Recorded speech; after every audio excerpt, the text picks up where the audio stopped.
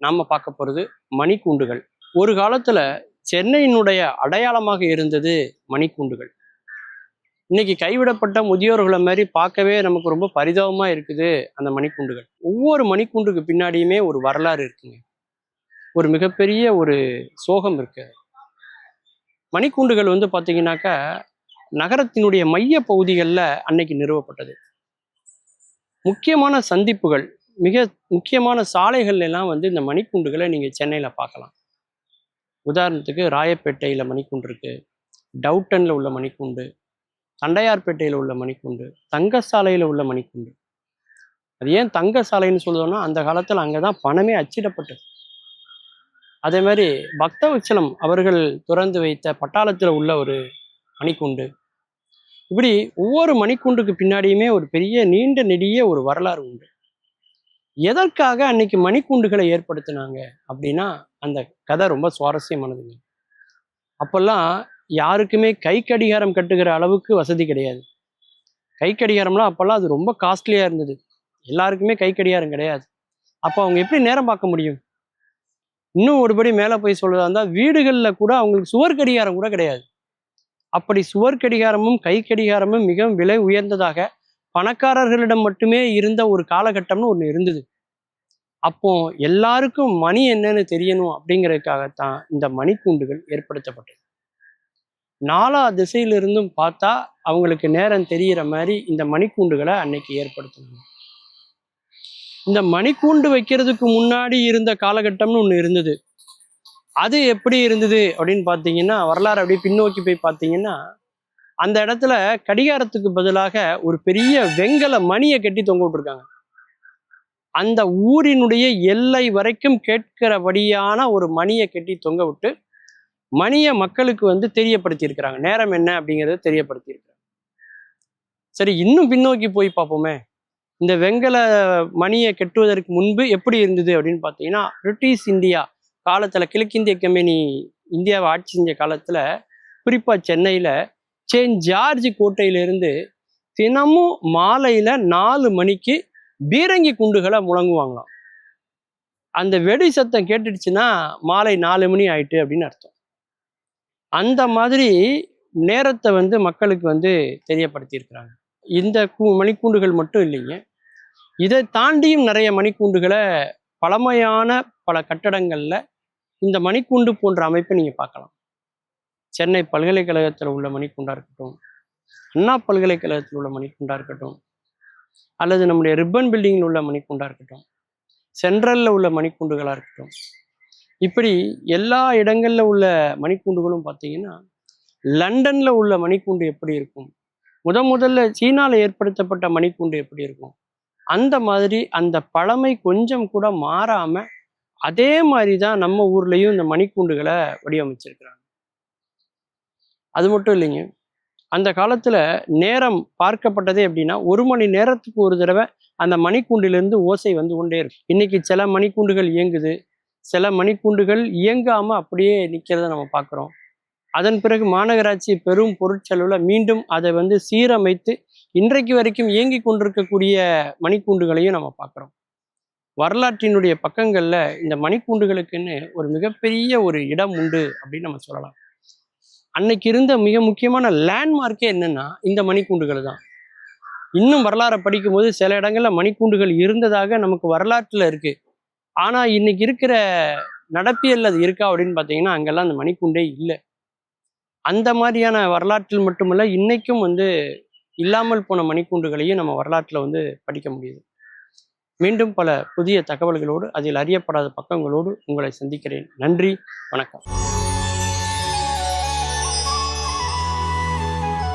Summon இல்லாம ஆஜராகிறது அப்படின்னு கேள்விப்பட்டிருக்கீங்களா? இந்த மாதிரி இருக்கு, நீ ஆஜராகுன்னு கோர்ட்ல இருந்து சம்மன் வரும். அது இல்லாம ஆஜராகக்கூடாது. ஒருத்தன் வேகமா போய் ஆஜரானா, எஜமா என்னை காப்பாத்துங்க எஜமான்னு நீதிபதி காலை பிடிச்சி கதறினா. நீதிபதி, அப்பா நீ என்ன, நான் உன்னை கூப்பிடவே இல்லையே, நீ எதுவும் வழக்கு ஒன்றும் கொடுக்கலையே, எதுக்கு இப்படி காலில் விழுந்து மன்றாடுகிறாய், கதறி அழுகிறாய் அப்படின்னு நீதிபதி கேட்டார். எஜமா என்னை காப்பாற்றியே ஆகணும் அப்படின்னா திருப்பி யாராவது எதிரிகள் உன்னை வெட்டுறதுக்கு அருவாளோட வர்றாங்களா, வேல்கம்பி கத்துகளோட வர்றாங்களா அப்படின்னு கேட்டார் நீதிபதி. பகைவர்கள்லாம் இல்லை எஜமா, என் மனைவியிட்ட இருந்து என்னை காப்பாத்துங்க. ஏன் உன் மனைவி என்ன பண்ணுறாங்க அப்படின்ட்டு. ஒன்றும் இல்லை எஜமா, ஒரு 6 மாசமா இது தொடர்ந்து நடந்துக்கிட்டு தான் இருக்கு. அப்போ எல்லாம் பிரச்சனை இல்லை, இப்போ தான் பிரச்சனை பெருசாயிருக்கு அப்படின்னு அந்த கணவன் சொன்னான். என்ன நடந்துச்சு விவரமாக சொல்லியான்னு நீதிபதி விசாரிக்க ஆரம்பித்தார் வழக்க.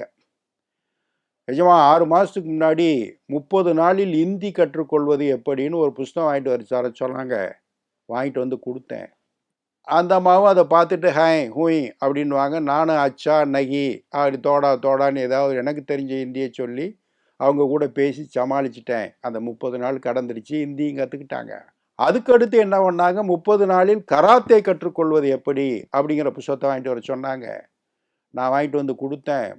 பார்க்குற நேரமெல்லாம் பார்க்குறதெல்லாம் நல்லா வளைச்சி குத்துன்னு என் உடம்பே பஞ்சராக்கி விட்டாங்க.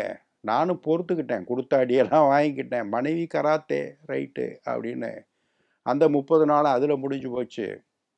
அடுத்து 30 நாளில் உப்புமா கிண்டுவது எப்படி அப்படிங்கிற புத்தகத்தை வாங்கிட்டு வர சொல்லியிருக்காங்க. நேற்று வாங்கிட்டு வந்து கொடுத்துட்டேன். அதை வாங்கி கொடுத்த வேகத்திலே இங்கே நான் நிற்கிறேன் எஜமா, என்னையை காப்பாற்றுங்க. ஏயா 30 நாளில் 30 விதமான உப்புமா அவ்வளோதானே கிண்டிட்டு போகிறாங்க, நீ விட்டுரு. ஒரு நாள் ஒரு பொழுது உப்புமாக்குன்றதே பெரும்பாடாக இருக்கும், அதை சாப்பிட்றது அதை விட பெரும்பாடாக இருக்கும். இங்கே பாரியா, உப்புமாங்கிறது ரொம்ப எளிமையான உணவு, தொந்தரவு பண்ணாத உணவு. கல்யாண வீடுகளில் பாரு, எல்லா சாப்பாடும் தீர்ந்து போச்சுன்னா படக்குன்னு ஒரு பெரிய சட்டியில் தண்ணியை ஊற்றி அதில் தாளித்து ரவையை போட்டு உப்பை போட்டு வெங்காயம் பச்சை மிளகாய் கிள்ளி போட்டு ஒரு கிண்டுன்னா அருமையான உணவுயா அப்படின்னாரு நீதிபதி. அது சரிங்க எஜமா, ஒரு நாள் ஒரு பொழுது சாப்பிட்லாம், 30 நாளும் 30 விதமான உப்புமாவை கிண்டி போட்டான்னா எப்படி எஜமா சாப்பிட்றது? சாப்பிட்டுட்டு நான் எப்படி உயிர் வாழ்கிறது?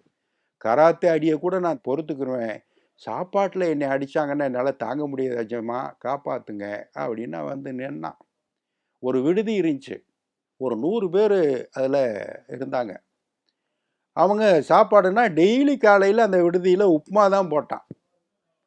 எல்லாரும் சத்தம் இல்லாமல் சாப்பிட்டுட்டு போவாங்கன்னு போட்டான் அந்த விடுதியில்.